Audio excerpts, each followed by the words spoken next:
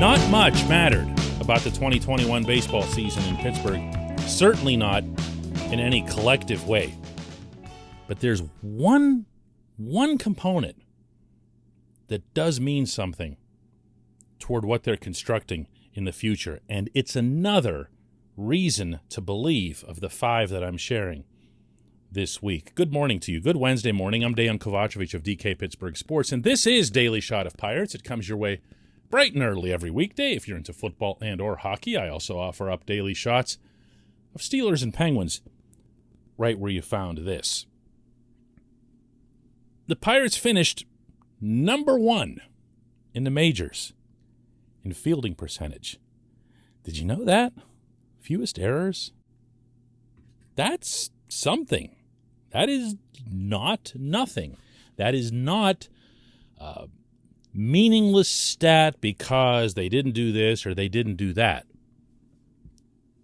And the main reason that I say that is defense is what? It's fundamentals. Fundamentals are, for the most part, taught and not inherited. Sure, it helps if you have God-given athletic ability, if you have quick feet, quick hands, quick reflexes, and you have some smarts to you. Those are all things that come from the womb. But when you're talking about executing at the top level of the sport and doing it better than anyone, at least when it comes to making mistakes or not making mistakes, there's all kinds of defensive metrics out there. And all we're talking about with fielding percentages is errors or not errors. The Pirates were better than anybody at this in a 101-loss season. And because these are instructed and taught, the main credit for that actually goes to the field manager, Derek Shelton, of course, and his coaching staff, one of whom has already been fired.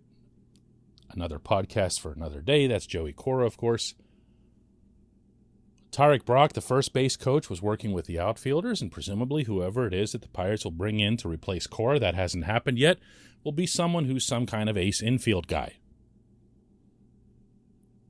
The instruction that occurred in Pittsburgh was based on fundamentals that begin with Shelton, things that he's learned throughout his career, things that he in turn absorbed from his coaching staff and implemented, and the Pirates were installing these throughout the system. Now, what am I talking about here? Well, okay, let's take Yoshi Tsutsugo, who is not exactly your shining example. Yoshi shows up in Pittsburgh, and they have him playing a couple of different positions, neither of them remotely well. Absolute train wreck in right field. At least less of a train wreck at first base. So what they did at first base, and a lot of this was Cora, was they taught him footwork elements that they have installed. Now, yes, things do get instructed in a player-specific way, as I was discussing earlier this week, throughout the system. But there are some things, as Shelton himself has allowed, that you want the player to know there is a way in this organization that we move our feet when we are, let's say, fielding a ground ball at first base, but you got to throw to second. Remember the whole Josh Bell horror show every time he faced that direction? But there's a way that they want to teach that. They did that with Colin Moran, who became so solid and dependable at first base that we forgot, I think all of us forgot, about all of his various struggles over at third and at other spots. They taught him first base on the spot, and he became part of a very, very reliable infield. When the ball was thrown over there, with a few exceptions, everybody's got exceptions, and we tend to remember those more vividly, he caught the ball. He was scooping it out. He became a good first baseman. This portion of Daily Shot of Pirates is brought to you by our friends at North Shore Tavern, home of Steak on a Stone, which has to be experienced as well as eaten. Comes to your table on an 800-degree stone, meaning the steak does. But it's not just steak. You can get shrimp, you get vegetables, you get other items from the menu that you can pick to be served to you this way, and then you finish off the cooking yourself. It's fun. I gotta admit to you, it's also a little bit scary for those of us who aren't particularly adept in the kitchen. Visit North Shore Tavern, right across Federal Street from PNC Park. All of this is a glowing positive toward the future of the franchise. Because when you think about the teams that have been the most consistent in baseball, not necessarily the biggest winners, the biggest champions, but the ones who are always there, who do you think of? Who annoys you the most? Cardinals, Twins. These are the teams that have become known throughout the baseball industry as being the standard bearers for fundamentals. Sometimes undeservedly, sometimes just based on name or reputation alone, or based on something that no longer exists. Like, I didn't watch the Cardinals this year and see a particularly fundamentally great team. They weren't very good in the field at all. But the Cardinals end up winning 1 million games in a row, and we all start talking, at the end of the year, and we all start talking about how awesome they are and how it's just the Cardinals being the Cardinals. The Pirates have everything to gain from having, the reality of fundamentals being instilled throughout their system and adhered to, and having certain standards that even a young prospect has to achieve in order to be accepted in this organization. But B, they also have something to gain from the perception. They really do. Let's not kid each other when it comes to what's valued more in this world anymore. It's way more about perception than reality. And if the Pirates are perceived as a team that does a lot of things right, that undoes a lot of negativity, both inside and outside the game. Inside the game, maybe it'll help you keep some guys. I wouldn't say sign free agents. Free agents would never show up for something like that, but you might enjoy being part of a team that has some kind of winning culture, winning practice. And I'm not talking about in the standings here. I mean, winning in terms of the way you do things. But it also could help, just around here. I mean, everyone remembers the public reaction with the Will Craig fiasco, and then Brian Hayes not stepping on first base. And these things get ultra magnified, especially when it's a team like the Pirates, where even a lot of their own fans are so mad at them that they'd happily pile on. But having that change around here, there'd be some pride, I think, in Pittsburgh, and having a baseball team that does things right. Long way from that. I don't mean to get ahead of things here, but this mattered. This was a reason to believe. This was a real thing. When we come back, just one question.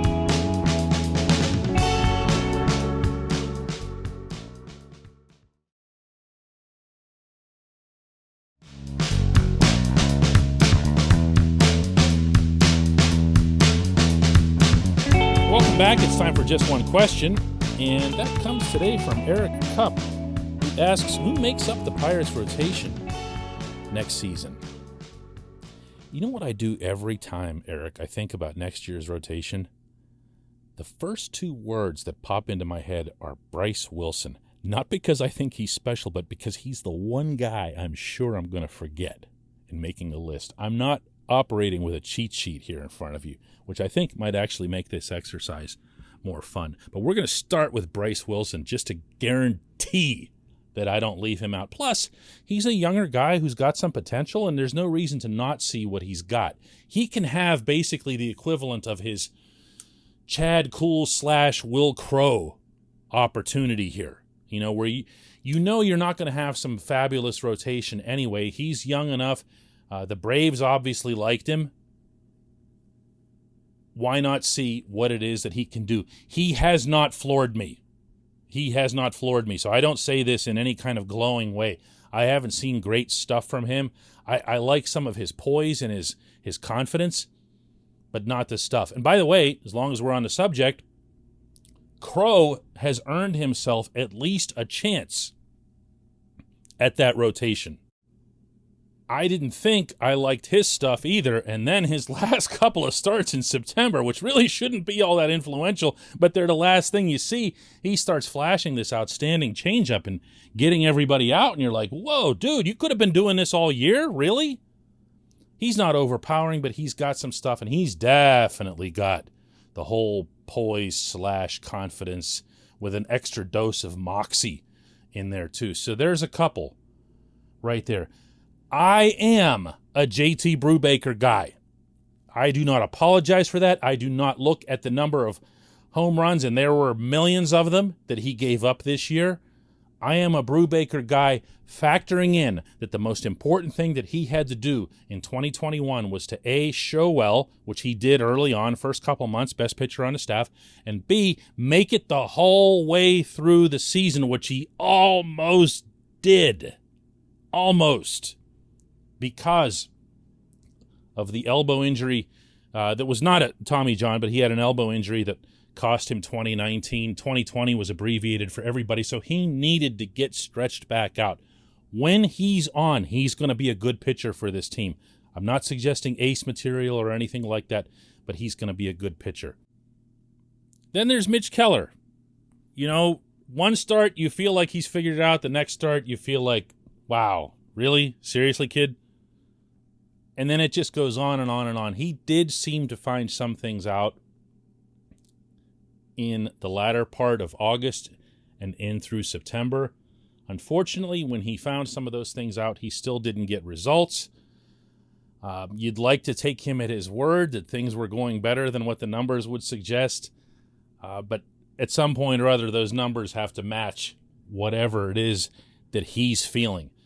It does look like Keller overcame his fear of throwing inside. He can thank Joel Hanrahan, who was just named yesterday the minor league pitching coach of the year in the system, arguably should be coaching the major league system. Mitch Keller is going to have a spot in the rotation unless he just completely implodes in spring training. So he's on there as well. From here, you start getting into, well, actually, before I get into those guys, there's Stephen Brault, who's going to be brought back. He's going to be the only lefty. The obvious question with him is his health. He just can't stay on the mound. And that also has to change. That's not a criticism. He's had some really, really rotten luck, but it has to change. The rotten luck has to change. When you're looking at the rest of these guys, you're probably tossing a blanket over a bunch of youngsters. Max Kranick, Miguel Yajure, who is one of my picks to click here. Roansy Contreras, I believe, is going to start the season in AAA and be challenged to work his way up. And I have no doubt that Ben Cherington's going to go out and find himself a Tyler Anderson or two to try to smooth this whole thing out. You can't have a situation where you're just leaning on 5 or 6 kids. It's not even workable with the way baseball goes now, and these starters barely able to get you 4 or 5 innings. So I hope I answered the question. You never know who could surprise, and you never know who might be added, but this is how it looks right now. And honestly, I don't think it's all that horrible. You know, I really don't. I appreciate the question. I appreciate everybody listening to Daily Shot of Pirates. Let's do another one tomorrow.